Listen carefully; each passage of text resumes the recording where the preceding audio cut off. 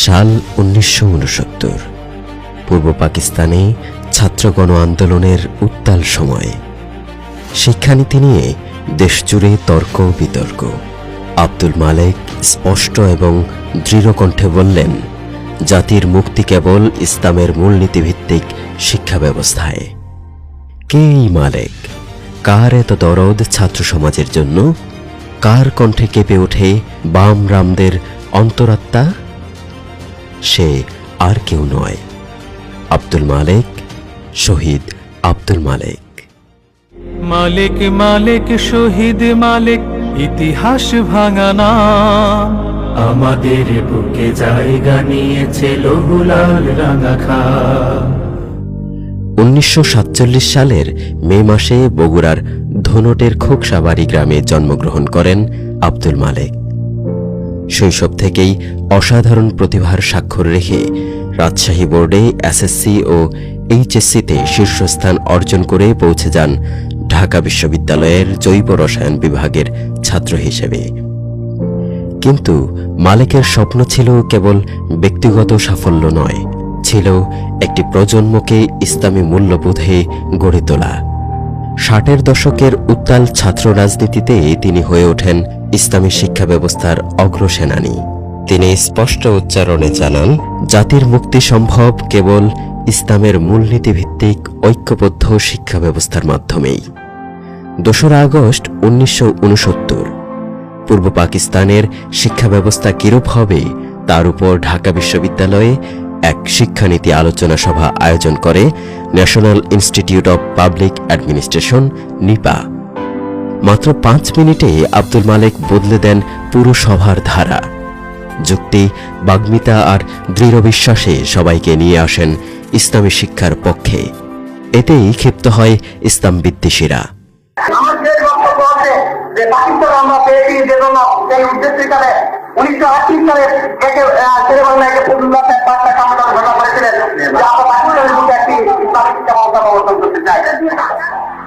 শহীদ আব্দুল মালেক তার বক্তব্যে শিক্ষার নৈতিক ও আদর্শিক ভিত্তি প্রতিষ্ঠার উপর জোর দেন এবং মনে করেন শিক্ষা এমন হওয়া উচিত যা শিক্ষার্থীদের মধ্যে নৈতিকতা, সততা ও দেশপ্রেম জাগ্রত করবে।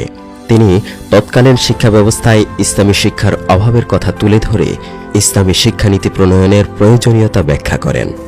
পাশাপাশি ধর্মনিরপেক্ষ শিক্ষা ব্যবস্থার তীব্র বিরোধিতা করে তিনি জাতির ভবিষ্যৎ প্রজন্মকে ইসলামী মূল্যবোধে গড়ে তোলার আহ্বান জানান।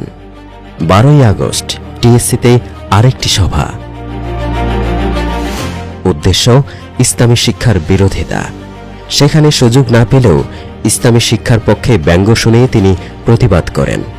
শিক্ষার্থীরা স্লোগান তোলে, ইসলামী শিক্ষা চাই। ক্ষোভে ফেটে পড়ে প্রতিপক্ষরা। মালেক তার সঙ্গীদের নিরাপদে সরিয়ে দিলেন, কিন্তু নিজে ফিরতে পারলেন না। টিএসসির মোড়ে ওত পেতে থাকা সন্ত্রাসীরা রড ও হকি স্টিক নিয়ে ঝাঁপিয়ে পড়ে তার উপর। তাকে টেনে নেয় রমনা রেসকোর্স ময়দানে। মাথার নিচে ইট দিয়ে, উপরে ইট ও লোহার রড দিয়ে আঘাত করে। রক্তে ভেসে যায় তরুণ দেহ। 3 দিন হাসপাতালে গুরুতর অসুস্থ থেকে 15ই আগস্ট 1969 শাহাদাতের অমীয় সুধা পান করলেন আব্দুল মালেক। জানি না আর ফুটবে কিনা এই বাগানে মালেকের মতো কোনো ফুল।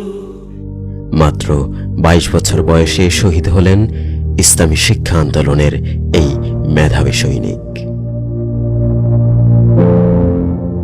1969 সালের এই ভয়াবহ হামলাটা ছিল না হঠাৎ করে ঘটে যাওয়া কোনো ঘটনা। এটি ছিল পূর্ব পরিকল্পিত, সংগঠিত আর পরিচালিত ঢাকা বিশ্ববিদ্যালয়ের তৎকালীন বামপন্থী এবং ধর্মনিরপেক্ষ ছাত্রনেতাদের হাতে। প্রত্যক্ষদর্শীরা বলেন, ছাত্রলীগ আর ছাত্র ইউনিয়নের ক্যাডাররা যৌথভাবে ফাঁদ পেতেছিল মালেকের জন্য। এই হামলার নেতৃত্বে ছিলেন তৎকালীন ডাকসুর ভিপি, সর্বদলীয় ছাত্র সংগ্রাম পরিষদের আহ্বায়ক তোফায়েল আহমেদ। আদর্শের লড়াইয়ে হারার প্রতিশোধ নিতে সেই নির্দেশ দেয় রড ইট হকি স্টিক দিয়ে শেষ করে দাও মালেককে। কিন্তু বিচার হয়নি। সরকারি চাপ, রাজনৈতিক প্রভাব সব মিলে এই ঘটনাটা চাপা পড়ে যায়। তারপর খুনিরা রাজনীতির বড় বড় পদে উঠে গেছে। কেউ হয়েছে মন্ত্রী, কেউ দলের শীর্ষ নেতা, আর কেউ জনপ্রিয় মুখ। তোফায়েল আহমেদ দীর্ঘদিন আওয়ামী লীগের প্রভাবশালী নেতা। আফতাব আহমেদ বামপন্থী পত্রিকা গণকণ্ঠ এর সম্পাদক। মুজাহিদুল ইসলাম সেলিম কমিউনিস্ট পার্টির সভাপতি। বদিউল আলম আওয়ামী লীগের সাংগঠনিক পদে। মাহফুজুল্লাহ লেখক, সাংবাদিক। AFM মাহবুবুল হক জাসদ রাজনীতিতে। ডাক্তার মাহবুবুল্লাহ শিক্ষক ও বিশ্লেষক। গোলাম মহিউদ্দিন খান মাওয়িস্ট ছাত্রনেতা। শহীদ আব্দুল মালেকের খুনিরা ছিল বামপন্থী, ধর্মনিরপেক্ষ, ইসলামী আদর্শের প্রকাশ্য বিরোধী। নেতৃত্বে ছাত্রলীগ আর ছাত্র ইউনিয়ন, দুই দলই জাতীয়তাবাদী ও সমাজতান্ত্রিক মতাদর্শে বিশ্বাসী। সংবাদপত্র তখন লিখেছিল মালেক ধর্মনিরপেক্ষ আর সমাজতন্ত্রীদের হাতে শহীদ হয়েছেন। আদর্শের এই বৈরী অবস্থানই তাদেরকে মালেকের ইসলামী শিক্ষা সমর্থক কণ্ঠরোধে রক্তপিপাসু করে তোলে। আজ আমরা এই ধারাকে চিনি অন্য নামে, শাহবাগী। 2013-তে যারা প্রকাশ্যে নেমেছিল বিচারিক হত্যার মঞ্চ বানাতে, তারাই তো এই ধারার উত্তরসূরি। মালেক ছিলেন এই মব রাজনীতির প্রথম শহীদ। 1969-এ যে ধারার হাতে তিনি খুন হয়েছিলেন, সেই ধারার মানুষ 2013-তেও ইসলামপন্থীদের বিরুদ্ধে একই বিষ উগরে দিয়েছে। তোফায়েল আহমেদ শাহবাগ আন্দোলনের প্রকাশ্য সমর্থক। বাম দল আর ছাত্র ইউনিয়নের উত্তরসূরিরাও শাহবাগে সক্রিয়। মালেকের হত্যাকারীদের উত্তরসূরিরা গর্ব করে স্বীকার করে যে মালেককে তারাই হত্যা করেছে। তারা এদেশে নতুন করে লাশের রাজনীতি, সন্ত্রাসের রাজনীতি শুরু করতে চায়। তাদের ব্যাপারে আমাদের সতর্ক থাকতে হবে। ইতিহাস যেন ঘুরে ফিরে একই প্রশ্নে আঘাত হানে। একদিকে ইসলামী মূল্যবোধে বিশ্বাসী জনগণ, অন্যদিকে ধর্মনিরপেক্ষ বামপন্থী শাহবাগী গোষ্ঠী। মালেকের রক্ত প্রমাণ করে সত্যের পক্ষে দাঁড়ালে মিথ্যার শক্তি সহ্য করতে পারে না। তারা হত্যা করে, নির্যাতন চালায়, কিন্তু সত্য শেষ পর্যন্ত জিতে যায়। মালেকের শাহাদাত ইসলামী শিক্ষা আন্দোলনকে থামায়নি, বরং আরও শক্ত করেছে।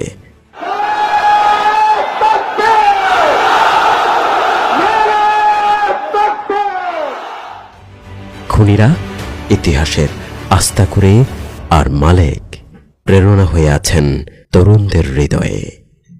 মালেকের স্বপ্নেরা খেলা করে ওই রাতের আধার, কালিমা ছিঁড়ে